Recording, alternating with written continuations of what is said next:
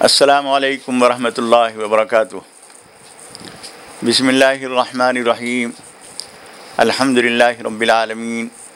والصلاة والسلام علی سیدنا محمد النبی الامین وعلی آلہ واصحابہ اجمعین، اما بعد۔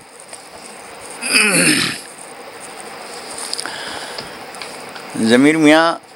تم نے اور تمہارے بہت سے دوست احباب نے جو کل یہ پوچھا تھا کہ ذرا سوچیے آپ کی پریشانی کی وجہ جو ہمارا ہینڈ بل ہے، وہ یہ جاننا چاہ رہے تھے آپ لوگ کہ کیا ہمارے حالات کا ہمارے اعمال سے کچھ تعلق ہوتا ہے۔ یہ مجھے بتانا ہے کہ یہ ایک بہت گہری حقیقت ہے جس سے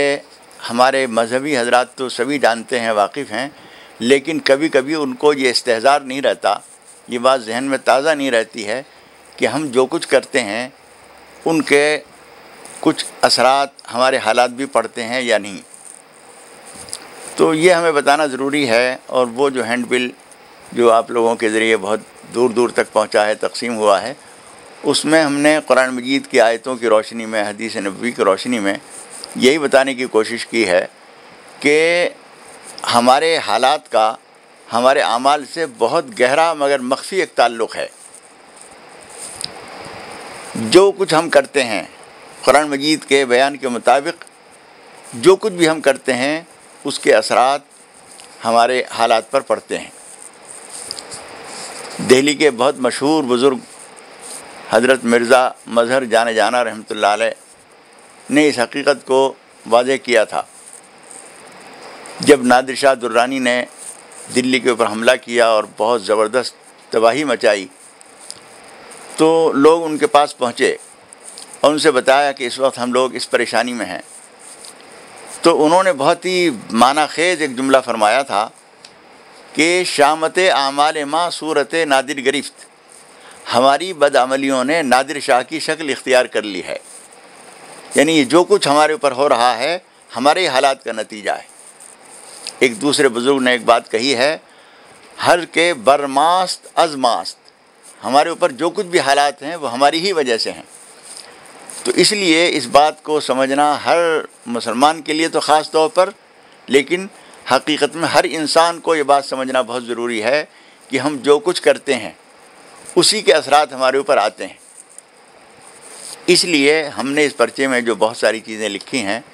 وہ اللہ کا شکر ہے کہ جس طرح سے ہم چاہتے تھے لوگوں نے اس کو وہی اہمیت دی ہے اور اس کو سمجھا ہے، اور اس کے مطابق اپنے آپ کو ٹٹولنے کی کوشش کی ہے، اور بہت سارے لوگ اس پریشانیوں سے نکلے ہیں۔ تو اس لیے ہم جو کچھ بھی کرتے ہیں ہمیں ان کو ٹٹولنا بہت ضروری ہے، اور ہمیں کسی وقت یہ محسوس ہو کہ ہم واقعی فلاں فلاں غلطیوں میں مبتلا تھے، تو ہزار تدبیریں کرنے کے بجائے، ہزار آفتوں میں پڑنے کے بجائے، لاکھ ڈاکٹروں اور حکیموں کے چکر لگانے کے بجائے ہمیں یہ دیکھنا چاہیے کہ ہماری ایسی کون سی غلطی ہے، یا کون سی غلطی ہماری ایسی سنگین ہو سکتی ہے جس کے نتیجے میں ہم اس پریشانی میں پڑے ہیں۔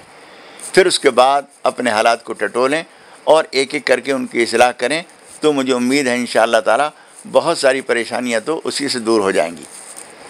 اگر کوئی سنگین جرم، کوئی گناہ، کوئی خطا ہم سے ایسی ہو رہی ہے جس پر خدا پاک کی پکڑ آتی ہے، اور یہ بھی یاد رکھیے کہ خدا پاک کی پکڑ صرف اہل اسلام پر نہیں ہے۔ قرآن مجید نے جو باتیں بتائی ہیں وہ صرف اہل اسلام کے لیے نہیں ہیں۔ جب کوئی سنگین گناہ کوئی انسان کرے گا،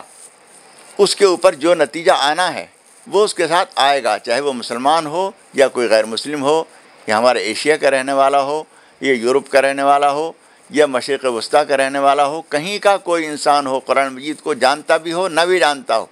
جو حالات ہیں وہ پریشانیاں ان کا قدرتی نتیجہ ہیں۔ جو عمل ہے اس کا قدرتی نتیجہ ہمارے اوپر حالات کی شکل میں آتا ہے۔ اس لیے جب ہم اس کی اصلاح کر لیں گے تو انشاءاللہ تعالی وہ حالات بھی ٹھیک ہو جائیں گے۔ اور آخری ایک صورت یہ ہے کہ ہمیں اگر یاد نہ آئے کوئی اپنی غلطی، تو ہم یہ کریں کہ اللہ تعالیٰ سے 2 رکعت نماز بہت اہتمام سے وضو کر کے اور پڑھیں، اور سلام پھیرنے کے بعد اللہ تعالیٰ کے سامنے رو کے گڑ گڑا کے اپنی پریشانیوں کو دور ہونے کی دعا کریں، اپنی غلطیوں کی معافی مانگیں، جب ہم اپنی غلطیوں کی اللہ تعالیٰ سے معافی مانگیں گے اور بار بار اس کے سامنے رو کر درخواست کریں گے، اور بقول مولانا جلال الدین رومی رحمۃ اللہ علیہ، جب ہم سجدہ گاہرا ترکن از اشک رواں، جب ہم بہتے ہوئے آنسوؤں سے اپنی جانماز کو سجدہ گاہ کو ترک کر دیں گے تو یقیناً اللہ تعالیٰ کی رحمت کو جوش آئے گا اور وہ ہمارے گناہوں کو معاف فرما دے گا، اور ان گناہوں کے وجہ سے، ان گناہوں کے نتیجے میں جو پریشانی ہمیں آ رہی ہے وہ پریشانی انشاءاللہ تعالیٰ دور ہو جائے گی۔ یہ وہ ایک ایسا قیمتی کائناتی راز ہے جس سے پردہ اٹھانے کے لیے سوائے قرآن مجید کے اور سوائے رسول اکرم صلی اللہ علیہ وسلم کے احادیث کے ہمارے پاس اور کوئی ذریعہ اس وقت محفوظ ذریعہ نہیں ہے۔ دیگر آسمانی کتابوں نے بھی ان حقیقتوں کو بیان کیا ہے، لیکن وہ تمام کتابیں آج کی تاریخ میں انسانیت کے پاس مکمل اور محفوظ شکل میں چونکہ موجود نہیں ہیں، اس لیے اس کے بارے میں ہم یقین سے نہیں کہہ سکتے، لیکن قرآن مجید اپنی اصل شکل میں پوری طرح سے محفوظ ہے، اس کا ہر نقطہ، ہر لفظ اور ہر معنی پوری طرح سے محفوظ ہے۔ حضور اکرم صلی اللہ علیہ وسلم کی حدیثیں اور آپ کی ہدایات بھی محفوظ ہیں۔ اس میں ہمیں یہ بتایا گیا ہے کہ تم جو کچھ کرتے ہو وہ حالات کی شکل میں تمہارے سامنے آتا ہے،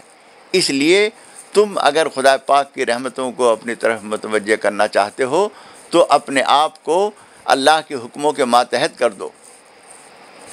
حضور اکرم صلی اللہ علیہ وسلم کی ایک بہت مختصر سی اور بہت ہی جامع اور محیط حدیث ہے، دورو مع کتاب اللہ حیث دارا، جدھر جدھر کتاب اللہ گھومتی جائے تم بھی ادھر ادھر گھومتے چلے جاؤ۔ آج آپ کے خاندان کے لوگ راہ راست پر چل رہے ہیں، حق بات پہ چل رہے ہیں، قرآن مجید کہتا ہے ان کا ساتھ دو۔ کل وہ غلط ہو گئے، قرآن مجید کہے گا اب ان کا ساتھ چھوڑ دو۔